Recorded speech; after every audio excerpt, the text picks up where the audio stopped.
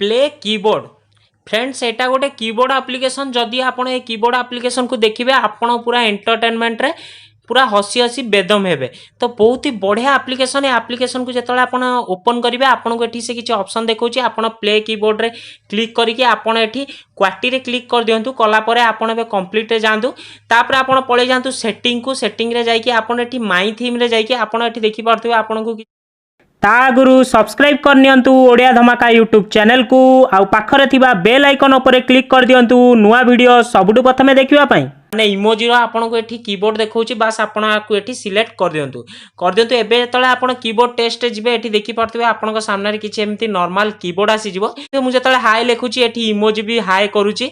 तो आपन एई भली बारे जहां भी आपन एठी लेखिबे आपन एठी धरि नियंतु एठी लेखि दियंतु सैड तो मु एठी सैड लेखि दउछि। तो ये देखिपे मुझे सेड लिखिदे ये इमोजी कांदुची। तो ये भाव में आपड़ जहाँ भी लिखे से से भाया तार एक्टिंग करके आपन को देखब। तो ये मुझे एंग्री भी लिखिदे एंग्री रो भाया एक्टिंग करा भी आम देखीदे। तो मुझे एंग्री ये लिखिदेली ये इमोजी किसी यही भाव में जमी मोबाइल पूरा फटेकी मारिला भाया सेमती किसी एक्टिंग करुच्ची। तो ये भाव में आप जहाँ भी लिखे आपड़ से भाया एक्टिंग सी आपन को करके देखब।